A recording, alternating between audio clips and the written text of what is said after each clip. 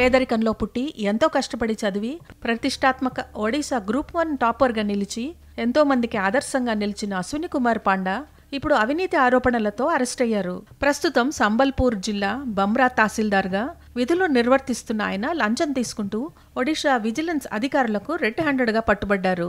వ్యవసాయ భూమిని నివాస స్థలంగా మార్చేందుకు తన కార్యాలయ డ్రైవర్ ద్వారా 15,000 రూపాయల లంచం తీసుకుంటుండగా విజిలెన్స్ అధికారులు పట్టుకున్నారు.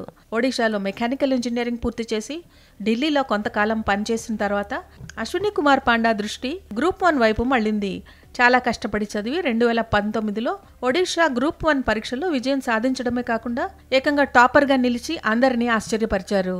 విజయం తర్వాత 2021 డిసెంబర్ 30న బాలేశ్వర్ కలెక్టర్ కార్యాలయంలో ట్రైనింగ్ రిజర్వ్ ఆఫీసర్గా ప్రభుత్వ సర్వీస్లో చేరారు.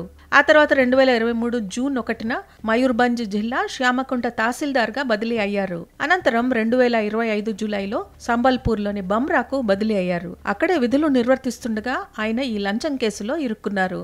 భూమిని మార్పిడి చేయాలంటూ ఒక వ్యక్తి దరఖాస్తు చేసుకున్నాడు. ఈ పని కోసం తహసీల్దార్ పాండా మొదట 20,000 రూపాయల లంచం డిమాండ్ చేశారు. అయితే అంత పెద్ద మొత్తం ఇవ్వలేనని ఫిర్యాదుదారుడు ఒక లేఖ ద్వారా తన నిస్సహాయతను వ్యక్తం చేయగా పాండా చివరకు 15,000 రూపాయలకు తగ్గించారు. ఫిర్యాదుదారుడి నుంచి సమాచారం అందుకున్న విజిలెన్స్ అధికారులు వ్యూహం ప్రకారం ట్రాప్ చేశారు.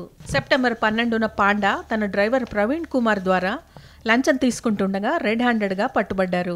డ్రైవర్ను కూడా అవినీతి నిరోధక చట్టం కింద అరెస్ట్ చేశారు. ఈ అరెస్ట్ తర్వాత విజిలెన్స్ అధికారులు పాండా కార్యాలయంలో ఆయన కుటుంబ నివాసంలో సోదాలు నిర్వహించారు. ఈ సోదాల్లో 4.73 లక్షల క్యాష్తో పాటు బంగారు ఆభరణాలు స్వాధీనం చేసుకున్నారు. సేవ చేయాలనే లక్ష్యంతో గ్రూప్ 1లో అత్యున్నత స్థానానికి చేరుకున్న ఒక అధికారి లక్షల్లో జీతం వస్తున్నా కేవలం 15,000 లంచం కోసం తన గౌరవాన్ని, ఉద్యోగాన్ని కోల్పోవడం ఆశ్చర్యం కలిగిస్తోంది.